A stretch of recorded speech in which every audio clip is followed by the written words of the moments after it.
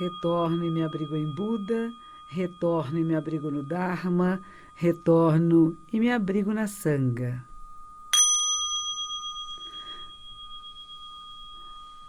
As três joias, os três tesouros, Buda, Dharma e Sangha. Buda é o ser iluminado, aquele, aquela que acorda, que desperta.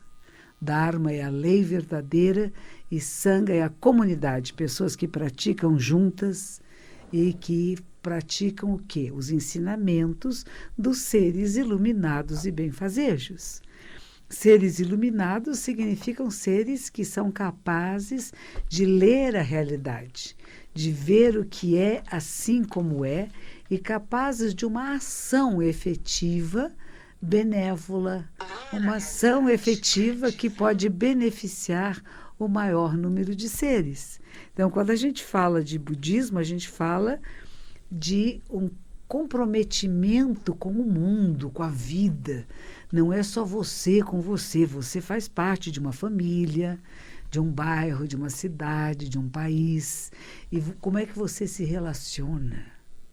Você se alegra com a alegria do seu vizinho?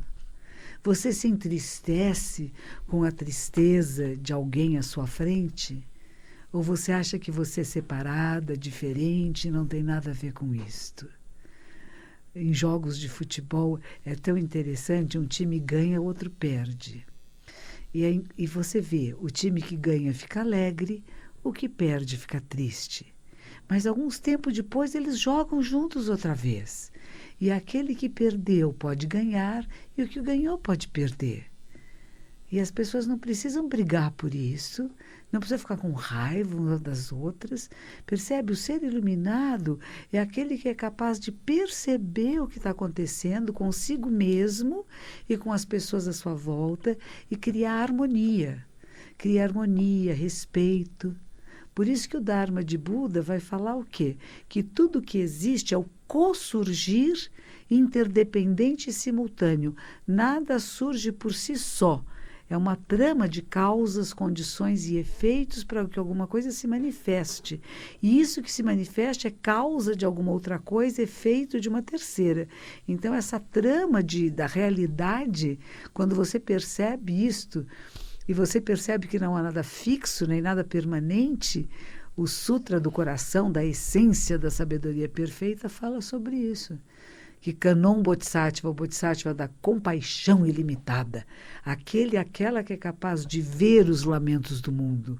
Não é ouvir, ver, quer dizer, compreender em profundidade, ter essa observação profunda. Porque ouvir, às vezes a gente ouve, mas não ouve nada, né? Aquilo entra por um ouvido e sai pelo outro. A compaixão, quando fala que vê, observa em profundidade os lamentos do mundo, é aquilo que é esse olhar, esse ouvir em profundidade, né?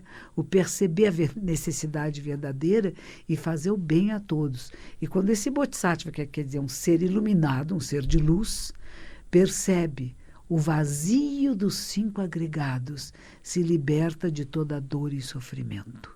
5 agregados é o que somos nós, seres humanos. O corpo físico, sensações, percepções, conexões neurais e níveis de consciência. Quando percebemos que não há nada fixo nem nada permanente, é mais leve a vida. Não é? Diga, Nilo, você está tomando nota? Temos pessoas... Sim, estamos bem acompanhados aqui. Boa noite a todos.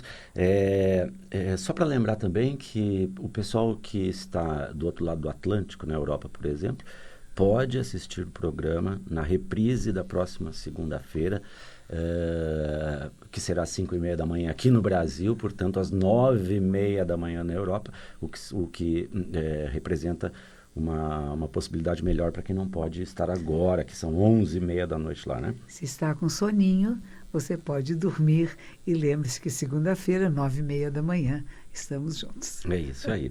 Elis mandou um abraço de Porto Alegre.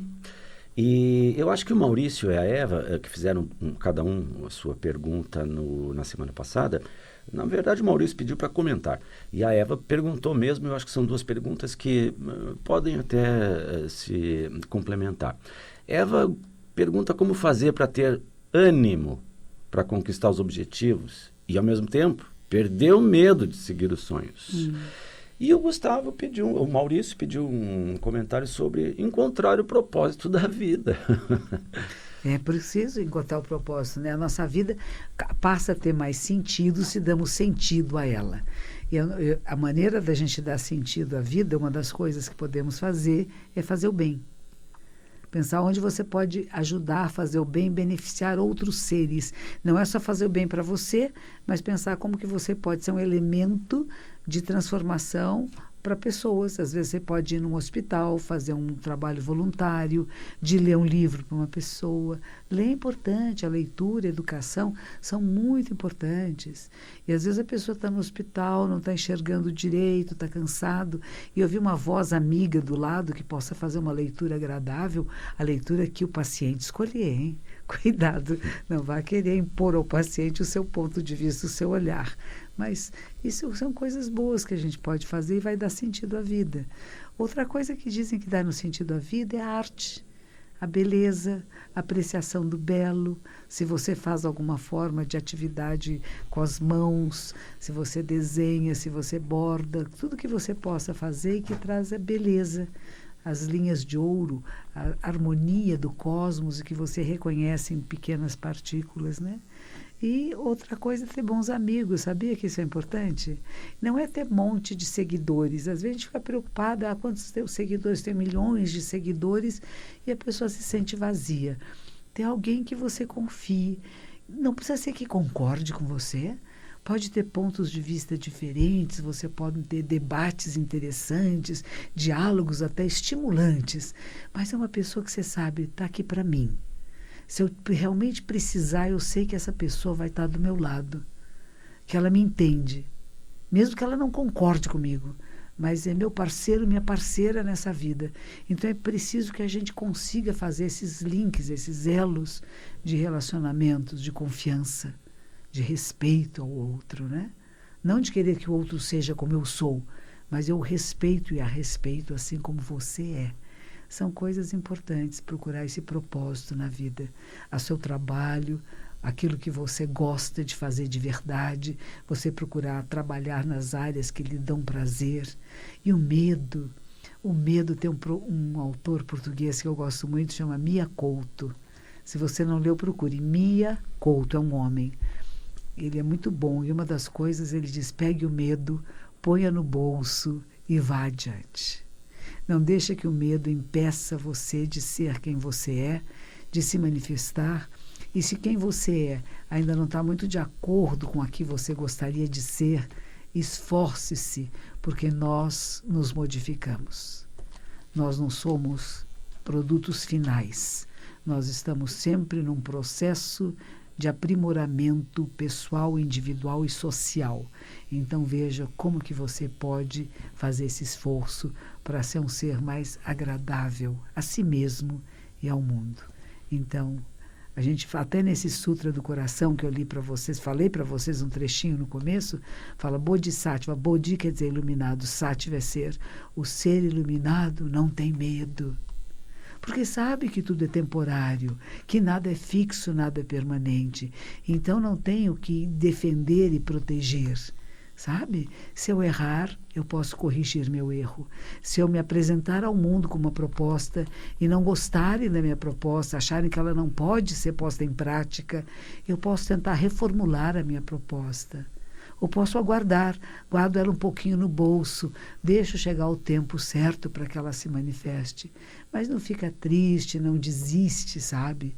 A vida, a gente não desiste. O nosso coração não desiste de bater. Às vezes mais rápido, às vezes mais devagar, mas ele dia e noite, incessantemente, faz com que o sangue circule por todo o seu corpo. E as células vermelhas são o símbolo da resiliência. Quando elas têm que passar nos capilares, não no dedinho do pé, elas ficam pequenininhas, tortinhas assim para poder passar. E quando ela vai nas veias, nas artérias grandes, ela se abre toda. E assim nós podemos fazer isso também na nossa vida. Diga, Nilo, eu sei que você tem mais perguntas aí.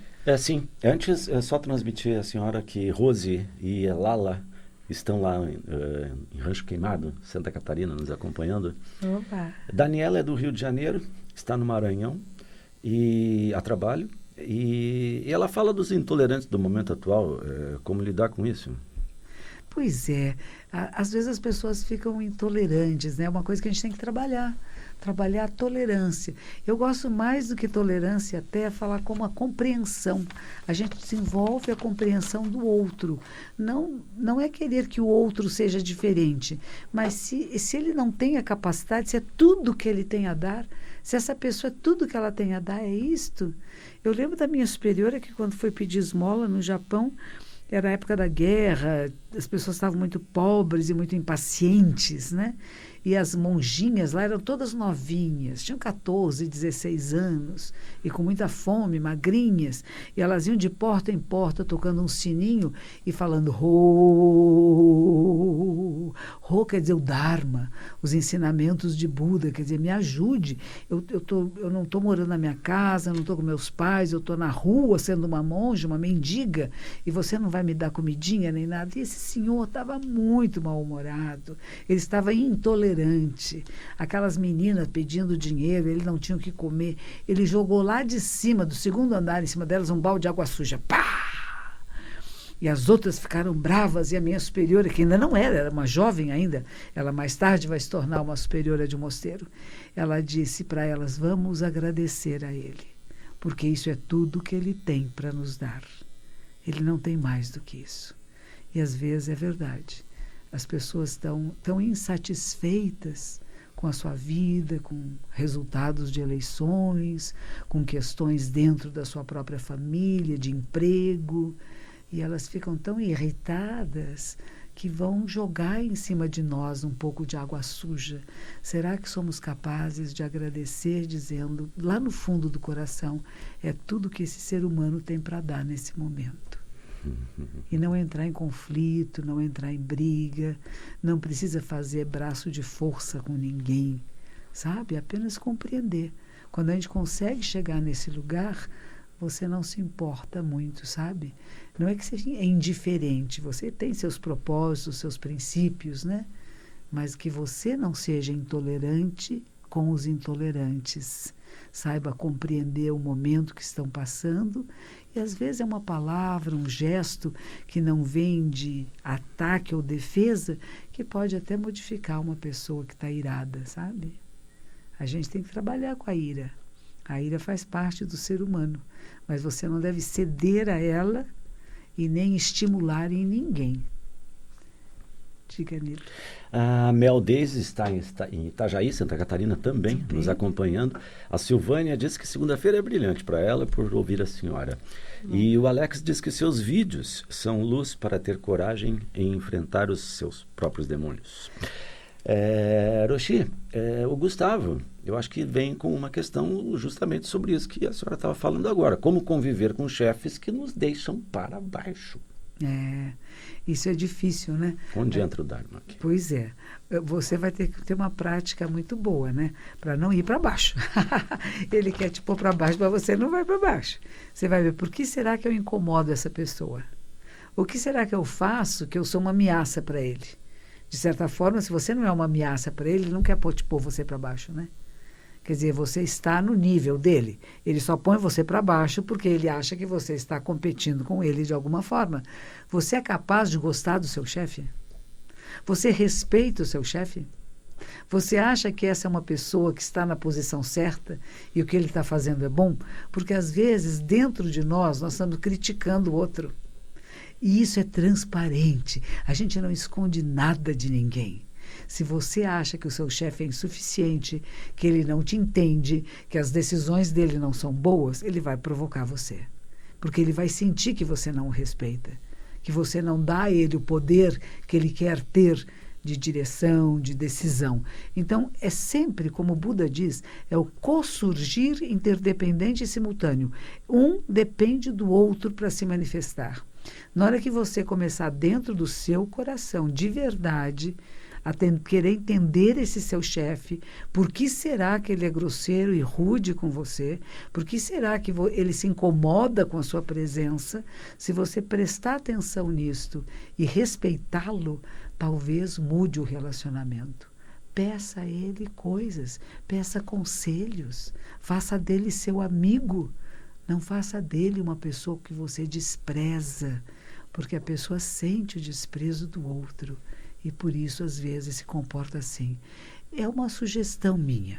Eu não sei, eu não conheço o seu chefe, não conheço o seu relacionamento, mas essa pode ser um olhar. Procure gostar dessa pessoa, procure entendê-lo. Se está cansado, se tem problemas pessoais, talvez o seu bem-estar, a sua felicidade para alguém que não é feliz incomode. Pense nisso.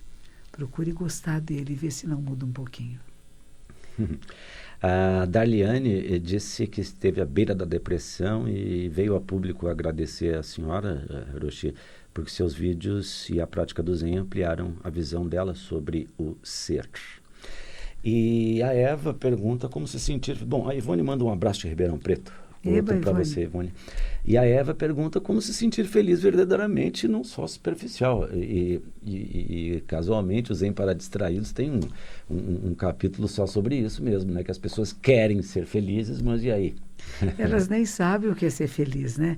A gente cria uma fantasia sobre felicidade como se fosse um estado de plenitude absoluta e o tempo todo eu estou alegre, estou contente, expansiva. Não. A felicidade, segundo o Buda, é a gente acessar um nível que se chama de nirvana. Nirvana é paz. É tranquilidade, não é ficar excitado o tempo todo, entendeu? Às vezes a gente confunde um pouco felicidade com isso. Felicidade não é ter um monte de coisas, porque se ela está querendo suprir um vazio verdadeiro, um vazio interior, as coisas materiais, por mais que a gente compre, não suprem, né? Geralmente as pessoas, quando começam a ficar meio tristonhas, quando elas começam a entrar em processos de depressão, elas acham que se elas comprarem coisas, elas vão ficar melhor. E não é bem isto. Pode ajudar, mas não é só isto. Quem é você? Qual o seu propósito na vida? O que faz você sorrir? O que faz você levantar-se com alegria da cama de manhã? Pode ser que nem todos os dias você acorde com alegria. Pode ser que você acorde pensando, bom, tenho que ir ao banheiro, tenho que trabalhar, vou pegar trânsito. Mas imagine que você fosse essa criança que está despertando e não sabe o que vai acontecer hoje. E você está numa cidade, suponha que seja aqui em São Paulo. Você está numa cidade grande que você vai pegar um ônibus cheio de gente. O que será que essas pessoas estão pensando e sentindo? Para onde vão? De onde vêm? E o motorista? Como que ele aprendeu a guiar um ônibus, essa coisa grandona com todas essas marchas? Você pode sentar no ônibus e ouvir o motor do ônibus e se deslumbrar com isto. Você pode olhar as cores na rua, as luzes, o amanhecer, o anoitecer, estrelas no céu. Há tanta coisa maravilhosa. Se vai pegar metrô, olha que coisa. Na época dos meus avós não havia metrô na cidade. Olha a era que nós vivemos. De repente, você olha para o céu, tem um avião. O que é isto? Sabe, começar a apreciar a sua vida. Apreciar cada instante dela, o lugar onde você está. Automóveis ainda são novidade. Lembra o tempo que não tinha automóveis, tem fotos de São Paulo antiga, tinha bonde no trilho, que gostoso. Há tantas possibilidades de apreciação da vida. Por que reclama, resmunga e acha que não é suficiente? Felicidade é isso, apreciação da sua vida, apreciar quem você é, a sua capacidade de percepção da realidade e saber que você é um elemento de transformação da mesma. Se não está bom, o que você faz para ser melhor? Mesmo agora, como é que essas ondas de rádio estão chegando até você? Pense nisso. A internet, imagine Facebook. Se eu ia imaginar com 20 anos de idade que existia uma coisa chamada Facebook, telefone celular. Nós pensamos que já nascemos, isso já estava aí, não estava não. O que vai ser daqui a 10 anos? Nós não sabemos. Isso é a maravilha da vida, sabe? Você apreciar o que existe agora. Apreciar mesmo. Respirar com com tranquilidade. Nós ainda podemos respirar oxigênio na cidade de São Paulo. Sabe que tem umas cidades na China que diz que as pessoas não têm oxigênio para respirar e que algumas andam com umas bombinhas de oxigênio na bolsa para dar umas bombadinhas, outros andam com máscaras para poder respirar. Que bom que nós não chegamos a isso. Que bom que, apesar de toda a poluição da cidade de São Paulo, e você que mora no interior, você que está me mandando mensagem de Santa Catarina, do Rio Grande do Sul, de Ribeirão Preto, do interior, de tantas áreas onde há mais verde, o ar mais saudável, apenas isso, ter contentamento com a existência. Isso é treino, filha. É treino. Comece a falar das coisas boas, não só dos erros e das faltas, e você vai começar a sentir um estado de plenitude, de felicidade, de paz e tranquilidade. Mas lembre-se que você precisa fazer o bem a todos os seres. Roxi, Maria Gomes manda lembranças de Porto, no Portugal. A Dorinha escreveu para dizer que está com 23 semanas de gravidez e está muito preocupada com problema de coração, arritmia. Deve ser do bebê, eu suponho. Não sei. Olha, Dorinha, é bom, isso já é uma questão médica, mas você pense também, pode ser sua, né? A sua arritmia, você está preocupada com a gravidez, com o bebezinho. Lembre-se que é natural ter filhos. As mulheres, quase todas nós podemos ter filhos, mas que podem ter casos também de que tem alguma deficiência, não sei. Procure manter o seu coração num estado mais equilibrado. A respiração consciente faz isto. Isso é usado até em hospitais, Hospital do Coração, todos eles usam, que veio do Zen budismo, mas é uma coisa que todos os médicos sabem que faz bem. Então você endireita a coluna vertebral, inspira devagar pelas narinas e solta pela boca bem devagarzinho. Eu vou fazer um ruído abrindo a glote para você perceber. Você inspirou, e agora expira assim, ó.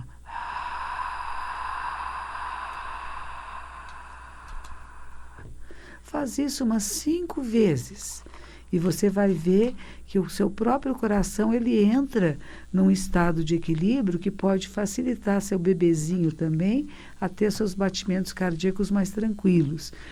A criança, o feto, ele recebe tudo que a mãe está recebendo. Então, se você está aflita, se você está ansiosa, bebezinho também pode ficar ansioso. Então, você encontrar o seu estado de tranquilidade, de equilíbrio dos seus batimentos cardíacos, e pode ser feito através de exercícios, você pode facilitar que seu bebezinho também entre em equilíbrio. Pense na alegria de ser mãe, na gostosura desse filhinho, dessa filhinha que vem aí, e que não vai dar trabalho não, vai ser gostoso, vai te ensinar a ser mamãe, tá bom? Seja tranquila, esteja em paz, respire conscientemente, acalme o seu coração e do seu bebê. Roxi, temos só mais um minutinho, mas a Tânia de Porto Alegre pergunta sobre um livro ou mantra para fortalecer a alma, enquanto a Beth quer saber onde pode aprender a meditar. A Beth não falou onde ela está, né? Se está em São Paulo ou não. Bom, há vários centros de meditação no Brasil todo, vários templos. Em Porto Alegre a gente tem no bairro Petrópolis, na Rua Ivo Corceu, mas você pode procurar no site do Via Zen. Via Zen ou Vila Zen. Em São Leopoldo tem o Zen Vale dos Sinos, em Porto Alegre, depois tem em Santa Catarina, no Paraná, nós temos em vários lugares do Brasil. Espírito Santo tem um mosteiro enorme, e aqui em São Paulo a nossa comunidade, além da nossa sede que fica no bairro da Liberdade. Então há muitos lugares, Ribeirão Preto também tem. E o curso online, né? E nós temos um curso online que vale a pena, você pode ver no meu site, que é monjacoen.com.br, você vai encontrar vários links, várias conexões. Então, espero que vocês possam apreciar o caminho do Zen.